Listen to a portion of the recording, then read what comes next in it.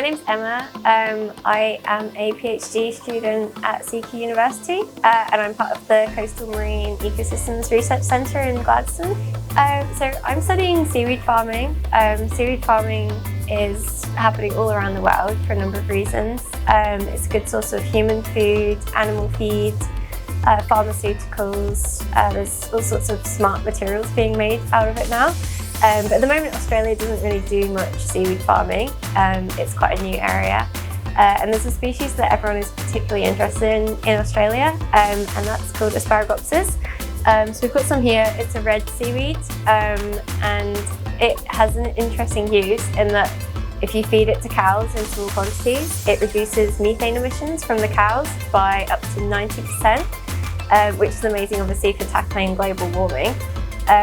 The tricky thing is that no one has really farmed this seaweed at scale yet around the world. We have two species of Asparagopsis here in Queensland. This one prefers warmer water, and that's the one that I'm focusing on. And my project is around trying to get it to reproduce, so working out the right conditions that it likes for reproduction. So I'm looking at temperature, light, and nutrients. It's a bit like farming in the ocean. And my project's actually being sponsored by the Australian Seaweed Institute. So they're trying to establish a network of seaweed biofilters, they're calling it. So that's these seaweed farms that will have table back nutrients, and then you can harvest the seaweeds and turn them into products.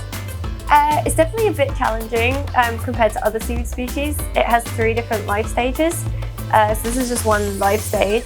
And in the ocean, these ones are quite hard to find. They'll sort of travel maybe a bit with the currents. But the stage that we're really interested in is a much larger, it's about 15 centimetres long. It kind of looks frondy, a bit like a foxtail. So my aim is to get these guys to reproduce with spores, and then we'll seed those spores on and grow them out in the ocean, and that will become the bigger life stage. The seaweed takes up nutrients really quickly, so when you have heavy rainfall and lots of nutrients flow out to the reef, those nutrients can actually make the reef more susceptible to coral bleaching. And so farming this along the sort of nearshore coastline is actually a really good way to help protect the reef, as well as creating these products that can be used in agriculture.